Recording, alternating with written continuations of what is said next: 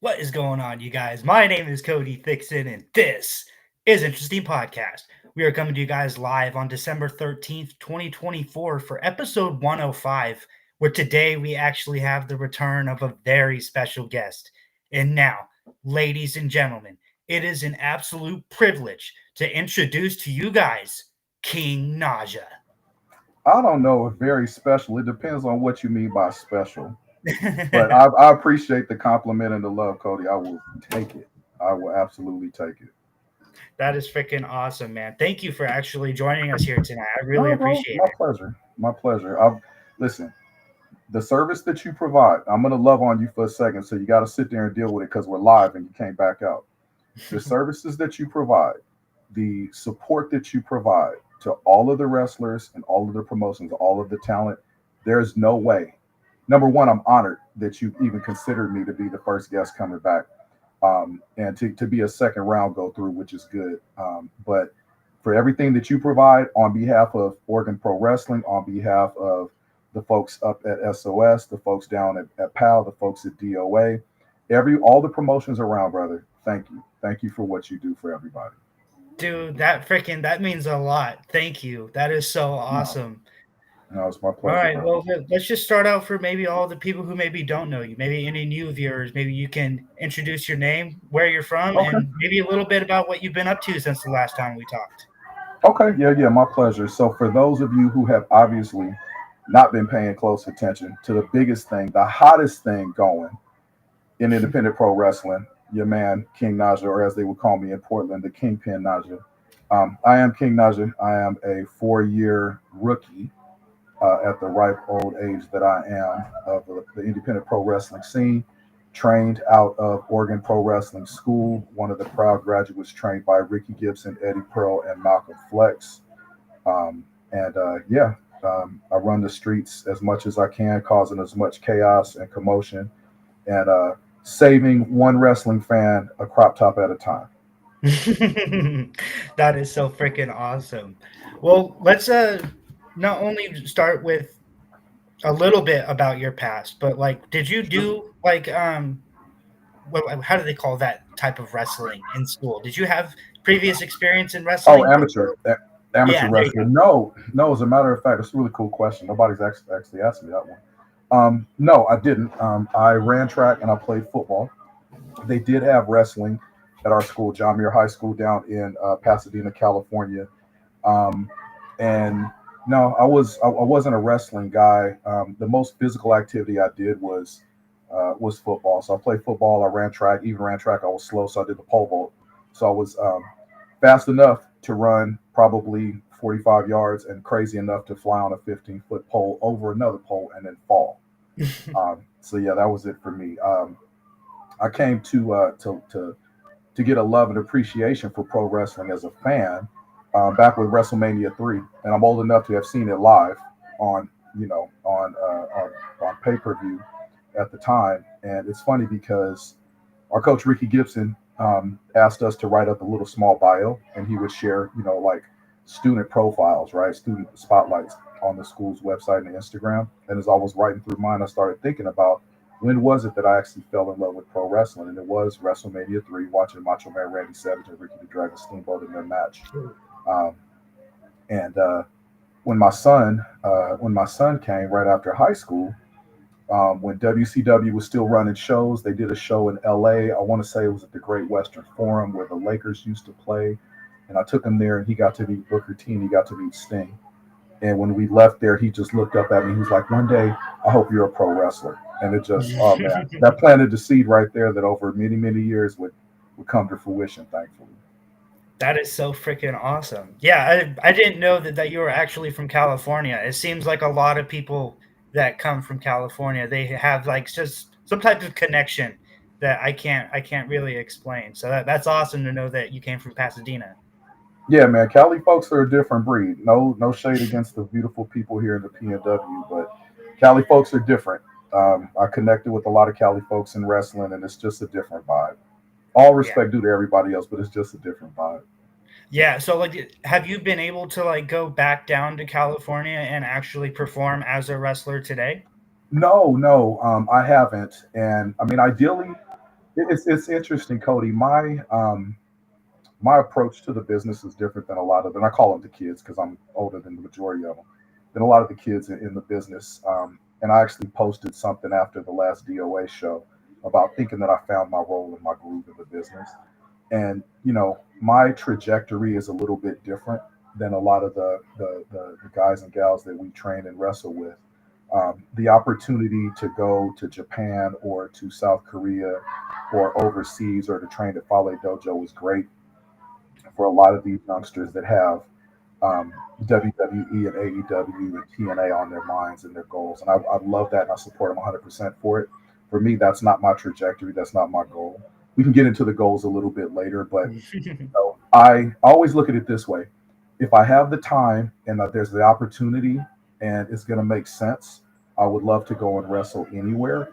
But I also am mindful. And it's going to sound weird as a professional. I don't want to take a spot for somebody who could utilize that opportunity to showcase who they are to get them to the next level. Yeah. Right. I'm very, very, very happy with the role that I play now. I'm very comfortable in that role.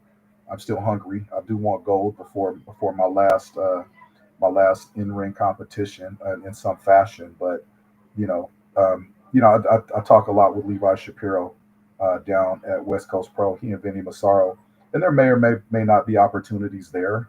But if so, I would consider it. Like I said, as long as it made sense and it didn't take a spot for, I could just say someone that's more deserving, right? Yeah. Well, yeah. I mean, especially being in such a big profession where like there has to be some people that would probably take those spots, but being selfless and not wanting to, but overall thinking about what is going to benefit who. Well, to benefit the business as a whole, Yeah. right? I'm in this business not just for me. I'm in this business to represent my school. I'm in this business to do everything in my power to help promote the business as a whole, the promotions as a whole, but also the talent, my brothers and sisters that I train with. And like I said, I want to do everything I can to help. Okay, thank you. I'm on the interview. I appreciate it. Close the door. Dinner's ready, apparently. Close the door, please. Close it now. Dinner's Thank ready. you. All the way. My granddaughter. I love her to death. She's still at the door. She's peeking at me through the window. Uh, yeah, but yeah, I mean, ideally, if I had the chance, I would really honestly consider it. But there's not too many promotions that I'm aware of. That are. I mean, if it's storyline based and something that makes sense, cool. If it's coming in and causing some chaos, cool. I mean, Flex and I talk all the time about taking what we do to different territories and seeing how much of a buzz we could get. But it's all really time and opportunity, Cody, I guess. That is really awesome. So I notice in your background you got a bunch of snake cages. So how many Yeah. snakes do you actually have? So I have six presently. I have four ball pythons, the two at the top, the two in the middle, and down on the bottom shelf that you can't see, they're smaller. I have an albino baby, even though he's huge, bull snake, and on the other side is an albino baby hognose that I actually got from my brother referee Brad Lee. So I have six. Oh, I that have is six so snakes. awesome. Yeah, presently I got six. Yeah. That is so cool. That's definitely going to be something that I'm going to have to talk with him about. Oh yeah, yeah, yeah. Brad is a big snake dude. Brad loves the snakes as well. That is so cool. And I noticed when I was going throughout your Facebook that you have a new podcast called the Snake Pit Podcast, correct? Kind of, sort of. So the Snake Pit after show is something that a concept that I kind of came up with. That was the seed was planted by Drexel at Mm. DOA. Again, it goes back to my goal to offer as much value to any promotion that I'm with, right? If it's ring announcing like it is down at PAL, if it's managing and wrestling here and there like it is at DOA, or having an interview segment like Drexel booked me to have, old school Piper's Pit type stuff, right? Get a couple Warren factions in there and kind of play mediator and see what kind of stress I could add or alleviate. So that's what the Snake Pit is all about. Again, the brainchild of Drexel, and he just gave me an opportunity to again to contribute, ideally in my eyes, to contribute, to utilize my talents to help get other talent to where they're trying to get to and help further along storylines. So the Snake Pit After Show that I did was I was probably traveling for work, and I was thinking about a lot of the storylines and a lot of the stories that are going, a lot of the triggeration, especially in PAL. And I'm like, I have this segment, and from the segment we can do a lot, but there's only so much we could do with one show a month, or maybe 2 shows a month if we have something down in Independence, right? So I thought, I hit Drexel up and I said, hey, what do you think about me just doing like an after show interview or after segment interview to kind of talk with the parties and just to get a little bit more insight, to keep the fans involved a little bit more, right? So that's kind of how that came about. It was as it pertained to the issues with the experiment and the Brian Zane era presents the experiment, as well as Tommy and Nick, the Academy, right? And the experiment turning on the Academy, and how that went down. So I had the first post-show interview with the Academy and let Nick and Tom have an opportunity to say their piece and discuss a little bit their feelings about it. And then subsequently, a week later, I had an opportunity to address it all with Brian Zane, the mastermind behind it all. And it turned out pretty well. I think it turned out pretty well. So I think I might be onto something there. Just ways to continue to keep the product fresh in people's minds and to keep the stories that we're working on promoting moving along and going forward. And again, just to find a way to add value to the promotions I work with. That is so interesting. Yeah, I've noticed like when I look throughout some of your pictures how you'll be holding some of your snakes.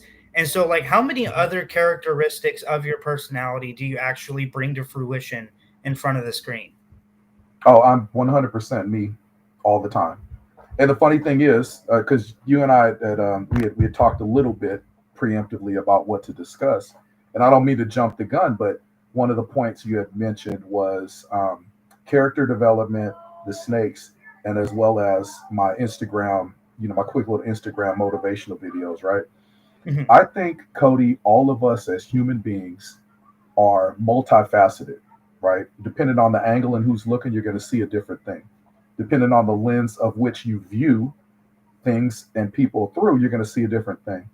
Um, I am at my core a happy individual. Selectively, I think like most human beings, I have my flaws. I admit them. I work on them weekly, daily, more than anything else. Um, but I am 100% me.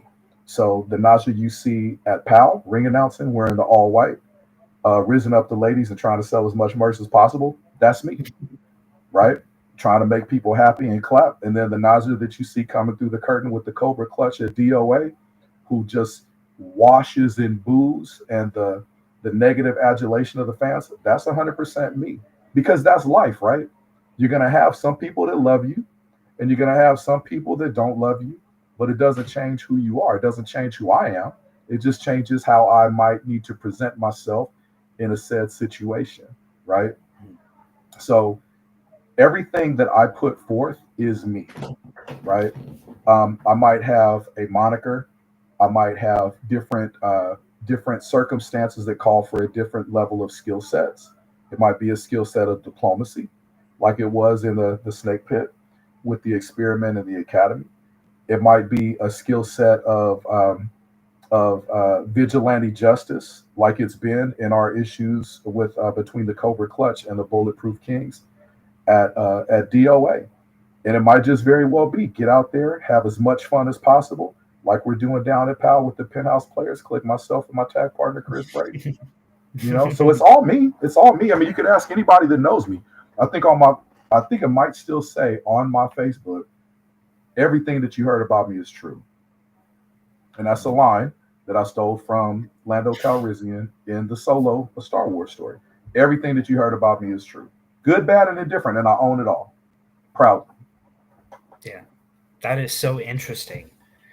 Yeah, I was just gonna tell you that I thought that it was perfect just because of what I've seen of your character, and I was like, that is perfect for Naja to be able to intertwine those things together.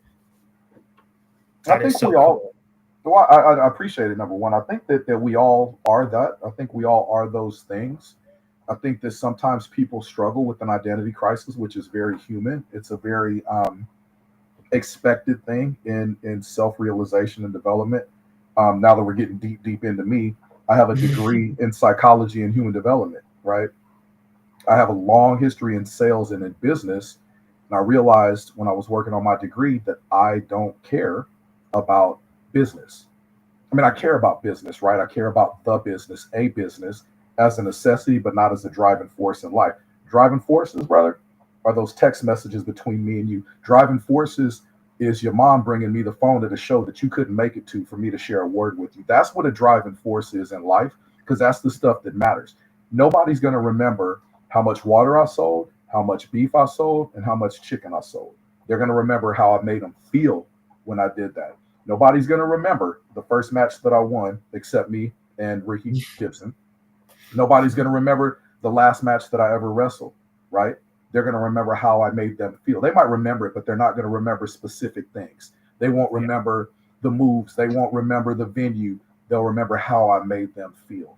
And that is my goal when I leave this earth, is to leave a void that only I could fill, and that people would look at that void and say, man, I wish NAJA was still here. And that's okay. You know what I mean? So I got off on a tangent. Forgive me. No, you're totally. It's all what we're here for. Hell yeah. I was actually gonna bring up with you the last time that we had talked. We were talking about how you're one of those people that can get away with certain things, and you said that you would really kind of know who you can mess with and not mess with just based off of vibing with them, you know. And so it's like, how has psychology helped you in that embarking as far as going about everything In life or in the wrestling business? in the wrestling business? Well, in all honesty, brother, they're one and the same, right? So, you know, I know in DOA, Caden Cassidy gave me my start in DOA as one of his goons, as Cody Von Whistler would have called me. And I realized shortly throughout that process that I have more to offer than to be, you know, a heavy, or as some of the ladies might think, eye candy. The goal is to add value, right? And if there's a value proposition that is not available directly in front of me, as it was with Caden Cassidy, the value proposition at DOA, since we're talking about it, was eliminating and moving Caden Cassidy out of the way because he had got too big for his britches, right? So I don't know if you remember. So I would be Caden Cassidy's right hand. I was Caden Cassidy's right hand at DOA. I was Caden Cassidy's right hand at Timber Pro Wrestling. I was Caden Cassidy's right hand at PAL. There was an opportunity for me to wrestle Charlie Avell at Timber Pro Wrestling, and I was having a little bit of an issue with my knee. I lost that match to Charlie Avell at Timber Pro Wrestling, and I had a nice heated conversation with Caden Cassidy afterwards. And at that moment, I realized the seeds had been planted for dissidence, meaning that it wasn't all it was cracked up to be, being his right-hand man. Now, I still respect the man because I respect anybody in business. So he and I had an opportunity. I had an opportunity to run interference for him. There was a gauntlet, there was a battle royal to see the number one contender for Caden Cassidy's title at DOA Pro Wrestling. And I was eliminated, oddly enough, by Charlie Avell and Jacob Oso. Charlie blew my knee out that night, and I had to get knee surgery shortly thereafter. Caden Cassidy never checked on me when I was getting my knee surgery. Caden Cassidy told me that I let him down because subsequently Drake Quan would end up winning that title. So when you talk about how do you pick and choose and vibe off of certain people, again, I respect the man, but as it pertains to the business that we share at DOA, it is going to be a long, long time before I forget exactly what Caden Cassidy did to me. Because there's video proof. I went out there, I addressed the DOA Asylum. I thanked them all for their support. I talked about sitting there in the front row. I talked about Tracy and Terry and all the owners and the promoters of DOA. I talked about the great fans and how much fun I had there as a fan with my daughter as well as a talent. And he came out and he congratulated me. He lifted my hand in the air. Then he picked me up, put me on his shoulder, dropped me into his finisher, and told Nathan Fox, oddly enough, to bring a chair into the ring. He loaded my head into a chair, and I was already dealing with concussion issues, of which at that point I had probably 23 lifetime concussions. So he knew. Even Cody Von Whistler said on commentary, oddly enough, Sid Silem, Caden's current tag team partner, co-signed it. I kind of should have seen the writing on the wall, but loaded my head into that chair. He was going to end my career that day. And if it wasn't for Drake Quan coming out and making the save, that would have been the end of the story. But it wasn't. It was actually the beginning of the story of the Cobra Clutch, right? So I realized to deal with a man the magnitude of Caden Cassidy, someone with that level of influence, that I couldn't go about it by myself, right? So, much as snakes do, I found a way to be cunning, and I got with Death Threat, Zeb St. One, and Nathan Fox. I got with Deontay King Ford, and we established the Cobra Clutch. And I don't know if you noticed on the last edition of the Snake Pit with Kingpin NAJA, and I am Kingpin NAJA because I beat Caden Cassidy for the moniker of Kingpin. So in DOA, I should be referred to as Kingpin NAJA, but for some reason, Stevie Bay Knox, as well as the rest of the peons at DOA, can't figure that part out. But I digress. Ideally, the Cobra Clutch is continuing to grow. So just keep your eyes open. Marcellus Knight is another one of the amazing talents that are coming out of Oregon Pro Wrestling School. He joined Deontay King Ford as well as myself in the ring. People were asking, who is he? Why is he here? Just hold on. The King always has a plan, and I always have something on deck.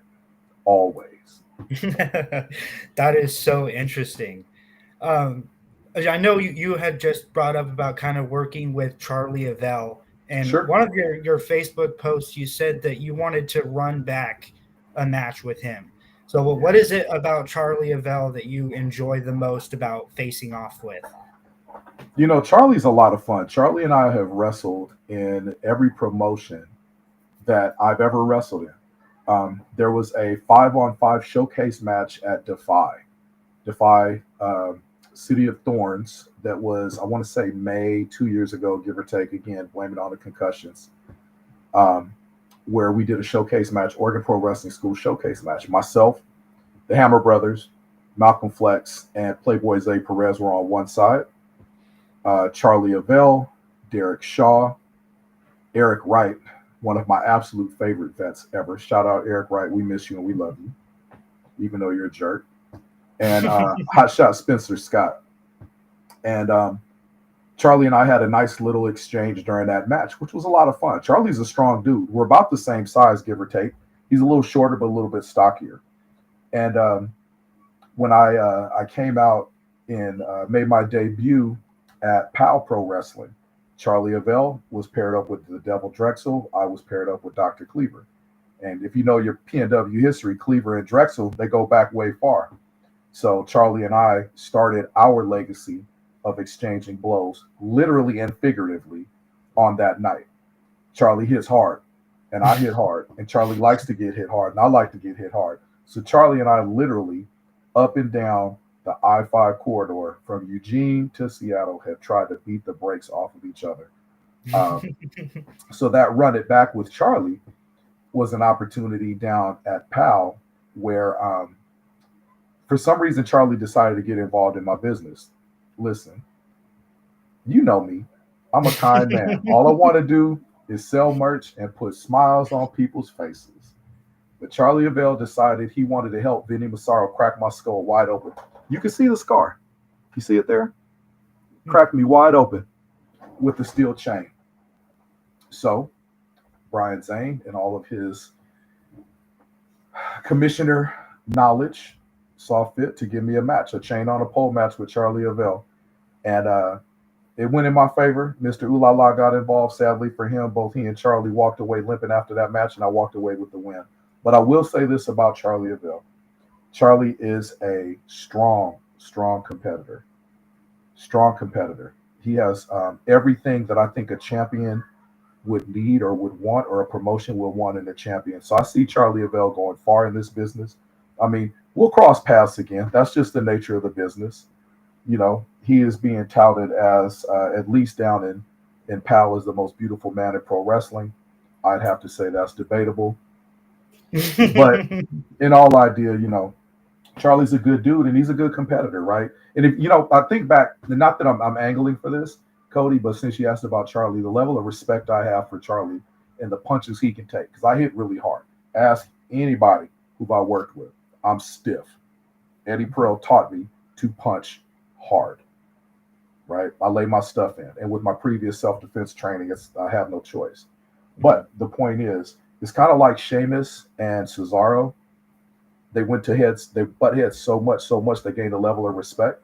So who knows, man? Down the line, maybe in another life, there might be an opportunity for Charlie Abel and the old King to be on the team together and get some gold someplace. I don't know, but I respect him that much. That is. I don't like him, but I respect him. Oh, that is awesome. So I think because you just brought up Eric Wright. And the first time I saw Eric Wright, he was as the gentleman, Eric Wright, where he had the little curly Q looking mustache. How long have you known Eric Wright? I've known Eric Wright as a fan, number one, because the first time I met Eric Wright was the first independent pro wrestling show I went to. I cannot tell you the year because those brain cells are far dead, but it was at WCWC, West Coast Wrestling Connection down in. It was in Clackamas at the time, and it was a taping, right? So I saw Eric Wright come out there and wrestle. I saw Mikey O'Shea come out there and wrestle. I saw whom would become my coach and mentor, Malcolm Flex, come out there and wrestle. I saw Gangrel. I saw Matt Stryker. I saw Ricky Gibson and Eddie Pearl, believe it or not. And that really, seeing Eric Wright perform and seeing Ricky Gibson, Eddie Pearl, and Malcolm Flex perform really stirred up the desire to get back and kind of prove that promise that I made to my son so many years before of trying this thing out. And it worked out. And I have the absolute highest level of respect for Eric Wright. That is so interesting. Yeah. So you had just brought up about you having previous training as far as your stiffness in the ring. So like what kind of training did you actually go through? So I am a certified expert level Krav Maga self-defense instructor. I've done it I got my certs on the wall there. I can't see them because I'm old, but it's going on 15 years now. I instruct Krav Maga self-defense here locally in Vancouver at East West Martial Arts and Krav Maga training centers. Interestingly enough, my brother says whenever I like something, I get involved with it, and then I take over, which is odd. But I like the self-defense. I went and saw a couple classes. I started training. Subsequently, they asked me to be an instructor. So I've flown down to Los Angeles to Krav Maga World, and that's actually, there it is. That's that symbol there, the Krav Maga symbol on my bicep. It's hand-to-hand combat training and self-defense, Israeli hand-to-hand combat training. So what that afforded me was to take my existing physical attributes and utilize them in a combat situation. So punches, kicks, strikes, choke defenses, guns, knives, long weapons, ground fighting, grappling, a lot of the stuff that we utilize in wrestling, ideally, learning how to fight. That is so interesting. How to send a punch and how to take a punch. So yeah. Well, we'll definitely be getting more into combat sports in just a little bit. Sure. I wanted to talk to you about POW Pro Wrestling and especially Mr. Ooh La La. Mm-hmm. So what do you enjoy about his promotion and what he brings to the Pacific Northwest? I really dig POW. I really dig POW. I mean, I dig DOA and I dig Defy, of course, and Prestige. But POW offered me the first opportunity to showcase my talents. I mean, outside of what we do independently here in Portland with the expo, the Hot Sauce Expo that we put on annually with the Hot Sauce folks for Oregon Pro Wrestling. But Mr. Ooh La La is the type of a promoter who will give people the opportunity to express themselves, right? POW is a promotion that, I got my start the same day. Myself, Hotshot Spencer Scott, Playboy Zay Perez, and also another brother who was subsequently retired because he started popping out babies left and right, Patty Ice. But we all got our start the same day, right down in Eugene, and it was a beautiful thing to sit there with my brothers to train for so long and have a promotion actually say, "Hey, Ricky Gibson, I respect you so much. Any students that are coming through your pipeline, I want them to be part of my program here," and that's what Mister has afforded me. Mister and I, we speak almost daily. I try to assist in any way I can because, again, like my brother said, I'll like it, I'll get involved, and I'll try to take over. Not that I'm trying to take over anything, but again, it goes back to what I said before, Cody. Trying to find ways to add value to whatever promotion or situation or relationship, personal or business, that I'm in. And I try to find value to way to help out, pal, any way that I can. That is so interesting. That is so cool. So let's talk about the Penthouse players. Yes. Yeah. Yes, indeed. So you and Chris Brady. So when did that start up? So when I made my debut in PAL as a singles wrestler, and one of the things that I always look for is space and opportunity, right? Space and opportunity. Derek Shaw won a battle royal to be Dr. Cleaver's tag team partner. Charlie Avell, subsequently, as stated earlier, was Drexel's partner and was under Drexel's tutelage. Um, Derek Shaw did not live up to Dr. Cleaver's expectations. I got pulled to the side when I was helping out, working sound, and Dr. Cleaver and I made an agreement, a gentleman's agreement, if you would. And I became Doc's tag team partner. Doc and I were part of the Empire, right? Caden Cassidy, Dr. Cleaver, and myself, part of the Empire. Um, there was a street fight, a pretty dope street fight against the Flamin' Aces. So Jonas Albert Robertson hired Dr. Cleaver and myself to help procure or secure a $5,000 bounty that he put on Zay Perez and Spencer Scott because they shunned his advances as far as management. So it was the Empire, myself, Dr. Cleaver, as well as Jonas Albert Robinson against the Flamin' Aces, the Super Aces, because old Jaden was there too. And we beat the living hell out of each other. Spencer Scott and I cracked ourselves open. Spencer bust me in the head with a pizza pan, cracked me wide open. And as I was convalescing, literally laying on that cold, hard floor of World Pies down in Eugene, Oregon, I started hearing something in the back of my head. And I was hearing the voices saying, "NAJA, NAJA, don't go. NAJA, come back to us. NAJA, we need you." So I fought back through my own blood, pulled my way up, and I started thinking about my life's trajectory. Started thinking about, I've been kicking ass and taking names for a long, long time, Cody. Is there a better way? Is there a better way here at Power Pro Wrestling? Is there a better way to serve the fans of the Powder Keg differently than the way I had been? So the opportunity came to take on a role as a ring announcer, right? Serve a little bit. I was convalescent. I was healing up from my knee. I was healing up from my concussion and my TBI. And Dr. Cleaver continued to be Doc. I mean, I love Doc to death. And Doc teamed up with Marcus Erics and Eliza True and became part of the Despicable Me crew. I don't necessarily agree wholeheartedly with all of their approach, but I respect it. And there has always been something about Chris Brady, everybody's favorite homeboy. Chris Brady, the life of the party, loved making people happy.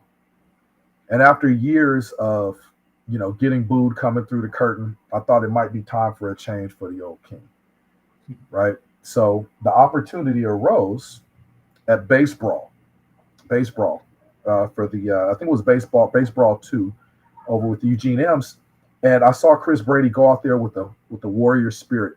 He was fighting. I was in the battle royal. I mean, Caden Cassidy and I were in the battle royal together. I mean, you saw it. I had to deal with Funny Bone and Drexel and get my fingers cut up with my own money, by the way. And I saw Chris Brady with the warrior spirit fight, literally with one arm tied behind his back. Actually, it was slung to his chest. And he fought. He was the Wrestling with Regret YouTube champion at the time. And he fought and he fought and he fought and he was eliminated. And subsequently, he lost that title. But when he lost, I saw him dejected. And there was something in me that just couldn't see this young man with so much promise, with so much fire, look so down. And Levi Shapiro, he put hard times on Chris Brady. So, I went up to Chris and I took him to the side and we had a conversation. Um, Something happened that day. I don't know what it was, but something magical happened that day. When I looked in Chris's eyes and Chris looked in mine, there was something that was born. And what was born? It was the Penthouse Players Clique. See, I've always been one about lifting people up. Even if I have to lift them up and set them down with a spine buster, I want to lift people up. Yeah. Chris Brady is so talented, and so hungry. And I figured, you know what? If I can partner up with Chris and we could just have some fun, go out there and have some fun. Who knows what's going to happen? He's held titles. I mean, to me, titles, again, great opportunity for those who work hard for it. But it was a good opportunity for me to take a different path, per se, to go out there and have some fun. Chris and I have a lot of fun together. We're still learning each other really well. Chris has been around for a long time. Chris is a vet to me. Chris trained in Vegas. Chris trained in Seattle. Chris has been all over the place. Chris has traveled. Chris has a lot to teach me. But I think there's a lot that we could share with one another. And the Penthouse Players Clique was born. We have a good time together. We really enjoy, as Eliza True would say, if they had a championship for yapping, Chris Brady and I would be the tag team champs of yapping, because we can cut a promo. And we had a good time working against with Flex against Vinny Massaro and Levi Shapiro and Charlie Avell. We had a good time working against the Hess clan, even though we got robbed for the titles. But there's a lot in the future, the immediate and distant future, for the Penthouse Players Clique. So Power Pro Wrestling, you guys stay tuned, because we got something for you. We got to deal with the Jarmy tomorrow, because today is Friday the 13th and tomorrow the 14th. Power Pro Wrestling presents the new PLE for December, Silent Night, Violent Night, in which everybody's favorite homeboy and everybody's favorite Snake Daddy are going to have to deal with the Jarmy, Jonas Alva Robinson, and Jeremy Blanchard. So it's going to be a banger. So if you don't have your tickets yet, make sure you get those VIP add-ons so you can come and see us layeth the smacketh down on their candy asses. That is so awesome. So like how is it where like you're able to have so much fun with a yet serious tag team? Like you guys aren't like you guys are able to do both. It's really simple, because we're not acting, we're not playing, right? I mean, that's what I spoke about before. The versions of me that you see, depending on when and where, depends on the context, right? I mean, listen, we are all living our dreams. I'm living my dream right now, right? You asked 12-year-old Mark back in the day, 12-year-old baby NAJA back in the day, what would you be doing Friday the 13th of December 2024? I wouldn't tell you having a podcast with someone I consider to be a valued friend, right? Talking about pro wrestling, right? Yeah. Not as a fan, but as a wrestler, right? So what is there not to have fun with? Hell, I even have fun. I had fun last Sunday leading out a Death Threat to smack around Charlie Avell. And who is Charlie's even tag team? The Knee Breakers, right? The Dregs. So we had to deal with the Dregs. We had to deal with Marcus and Eliza. There's something about Eliza. I can't put my hand on it, but there's something about Eliza. And we had to deal with Konami Code yet again, right? Death Threat ended up for some, and I'm gonna release the footage that I saw as a manager for the Cobra Clutch. Death Threat is the rightful number one contenders to those DOA Tag Team Championships, and we're coming directly. I'm going to get my hands on Caden Cassidy either directly or by proxy through my boys, and we're going to make things right. Him and Sid Silent, big goofball. But even in doing that, we're going to have fun doing it, because again, brother, we're all living our dreams, man. We're living our dreams, and I think it's an approach. We take what we do very seriously, because it is serious. Punching somebody in the mouth, picking them up, letting them yell for their mother, and then dropping them down on their spine, that's serious business. But it's a hell of a lot of fun to do. Yeah. That is awesome. Well, before we get into Ricky Gibson, How was it for you going back to Oregon Pro Wrestling School and being able to kind of guide these new students and kind of mold what their expectations of professional wrestling is going to be? Yeah. I had the benefit of being there from day one. Myself, Amira, Fidel Martinez, several others. I think Spencer and Zay Perez came in week 2. And again, if anybody's listening, I didn't mention your name. Charge it to the head, not my heart. It's the concussions. It's my cello. But to I haven't been back at the school for about a month because non-wrestling life the demands have increased with my work travel. But I'm heading back Monday, and one thing that I truly, truly love and value is seeing new faces. Because to me, Cody, what that tells us is we're doing the right thing. We're putting the right product out there. Coach is signing off on the right individuals. We have a pipeline. Let me tell you, we have a pipeline of talent that's coming forth. Some brothers and sisters have debuted. Some have yet to debut, so you got to keep your eyes peeled. There's so much talent that's coming out of Oregon Pro Wrestling School and doing it the right way. I'm a big fan of Busted Open Radio on Sirius XM. And I remember an interview that Bully Ray did, and he was talking about the GOD, right? Talking about Tama Tonga and Tongaloa. They went through his school, and he said, we trained them right. Now, obviously, both of them superstars on WWE, minus their superstardom that they did with New Japan. Bully Ray said, Gorillas of Destiny, we train them right. Ricky Gibson trains us right. Eddie Pearl trains us right. Michael Flex trains us right. We have all been trained the right way to approach this business, to respect this business, and to protect this business. So being able to be a part of that now, again, like I said, my role is multifaceted because of my experience, because of the fact that I'm not trying to race and jockey for any position in this business, right? So I see it from a different perspective. Not that there's anything wrong with that, right? But everybody is trying to get on a card, be it a card with the good folks up in Canada, be it a card locally here, if it's in Seattle at Defy, at Peak, if it's coming down forward a little further to SOS, if it's coming down south to DOA, all the way south to PAL, and even the California and Nevada promotions. Everybody's trying to get on a card. There's a lot of nuances to business that I've learned. I stated earlier, I don't care about business. I don't care about making money from people. I care about making connections with people. And that's what we do as professional wrestlers. We make connections. The money and stuff comes, right? Yeah. Ricky Gibson taught us, be professionals. Take care of your business. Sometimes when you hear it, and we tease him, we call him Dad. Sometimes when you hear it from Dad, you got to hear it from Unc too, right? And I kind of lightweight assumed that role thanks to Cole Rivera. Shout out Coley. He's the first one that started calling me Unc. But I accept that role, right? I've been around a while, obviously, right? My perspective on life is a little different, right? I have a career that's set. I have a home. I have all the things that a lot of folks are working towards. We had a seminar a few years ago, and D'Lo Brown and I were talking about my concerns on how do I fit in this business, right? What do I do? Do I go under the hood? Do I wear a mask? I don't want to shave, but I'm older. And he was like, brother, you have life experience. These kids need to hear and see from somebody that's not talking to them, but that's talking with them.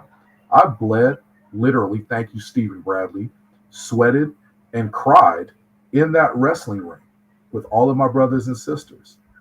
That's a different perspective that I can bring and I can offer, where they can hear it from Ricky and Eddie and Flex. They can hear it from the coaches. They can hear from Levi. They can hear from all these guest coaches and seminar guys that come in. But to hear it from somebody who's suffering through it with them is a different level. And I've assumed and appreciated and accepted that role, right? Yeah. I'm going to bust them up. I'll spine bust them. I'll clothesline them. I'll chop the hell out of them, because if my old ass could take it, they could take it, right? But I've settled into that role of being somewhat of a not necessarily a coach, because I wouldn't presume that. I'll leave that to Derek Shaw, to Jaden, to Kate Cassidy, and those guys to be guest coaches, Levi. But ideally, to be a resource, if anything else, right? Talking with with my friend Gunnar Thorson about merchandise, about the approach to merchandise and how you sell and how you promote your character, ways to get yourself over. Eliza True, same thing. So it's a That's blessing above all else. I get long winded. Forgive me because I'm passionate no. about what I talk about, and I'm passionate about our school. I'm passionate about our coaches. I'm passionate about the product that we put out at Oregon Pro Wrestling School. Yeah. I have one question that I want to ask you before we get into Ricky Gibson and his little stint in WWE. Yeah, I Ricky just from Seattle. personally, yeah, Ricky from Seattle.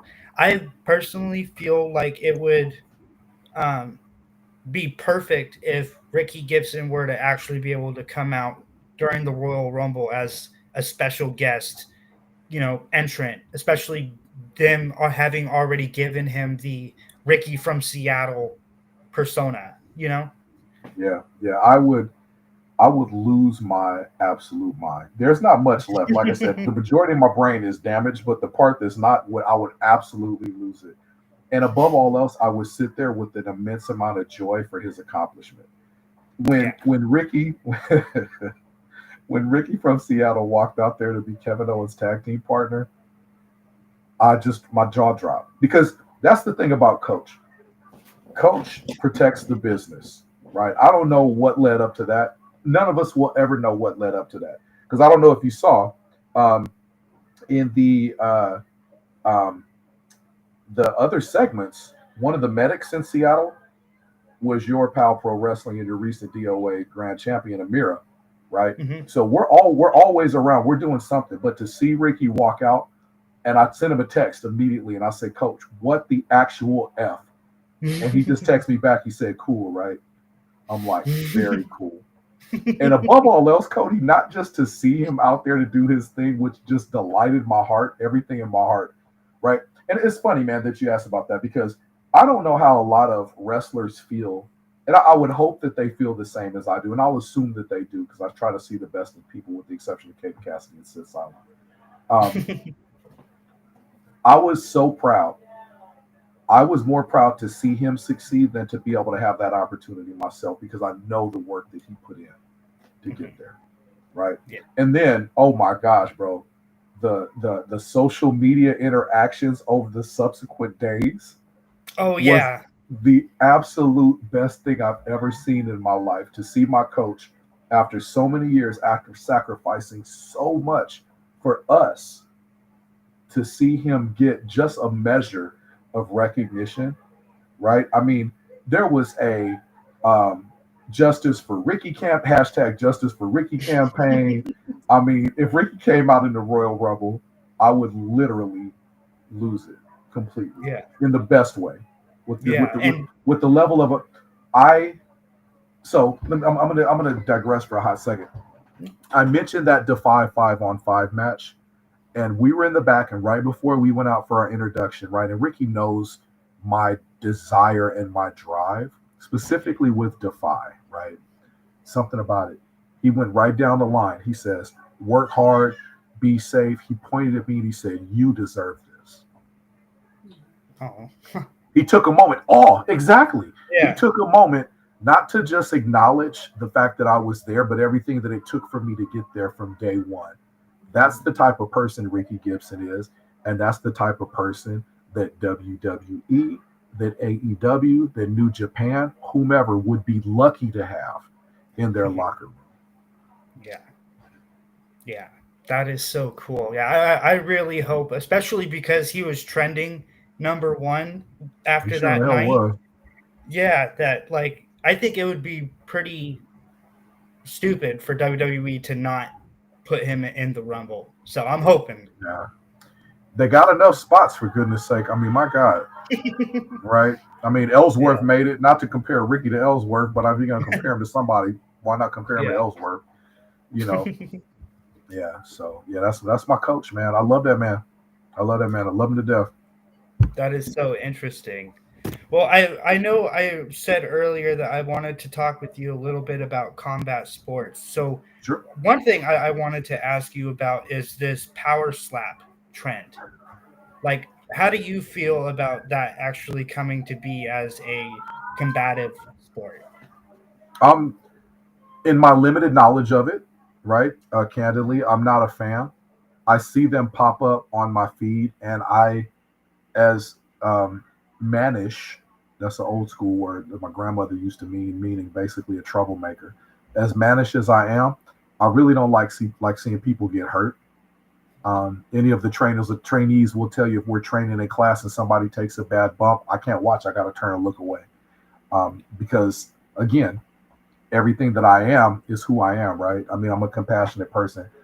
I don't have an opinion on it. If that's what somebody wants to do that can help them attain their life goals, then I'm 100% for it. It's not for me. I know MMA fighters. I have a great level of respect for MMA fighters. I ring announce for MMA at several promotions here locally. Um, it's not my thing. I would rather, if I'm gonna fight, it's gonna be for a level of motivation. So again, no shade against Power Slap. God bless those people, those promoters. They found a business model, right? Because I'm all about them. All about, again, I said it before. I'm a hypocrite. I don't care about business. I care about people. But in the business sphere, if you can see a need and you can address a need and you can make money off of it, God bless. It's not my thing. Particularly, it's not my thing. You slap me, I'm gonna slap the shit out you, honestly. But I have a hard time sitting up there taking it and then shaking it off and then not murdering somebody. But that's just me. Yeah.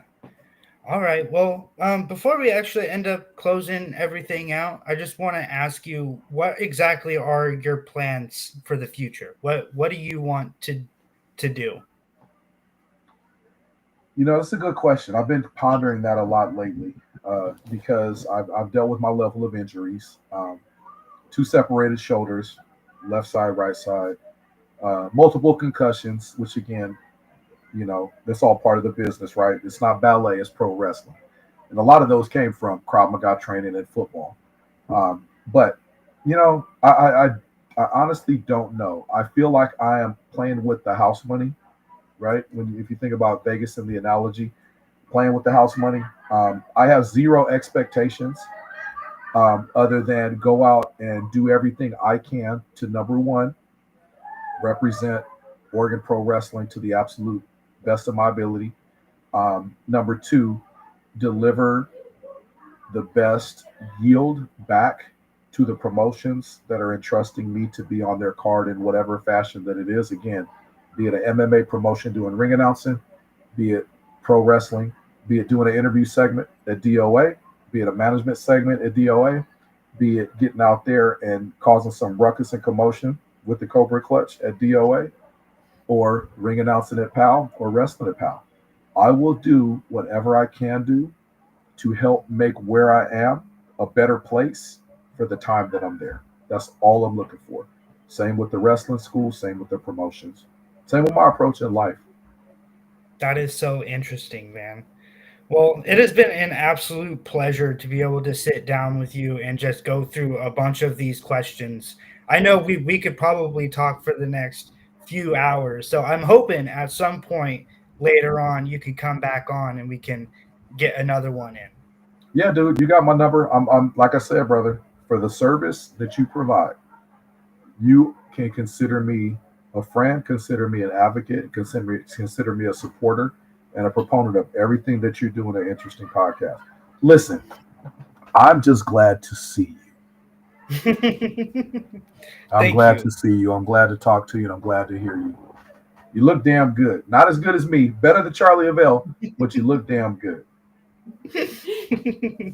All right, man. Well, it has been an absolute pleasure, and I hope you have a very, very good night. Thank you, brother. You too. Call me anytime. All right, bye. I'll get well. All right, you guys. So that was Interesting's podcast with King NAJA. Make sure to hit that like and subscribe button. Ring that notification bell so you guys, I upload content. Make sure to go and follow me on social media at CodyT503. That's Twitter, Instagram, and TikTok. I'll catch you guys later.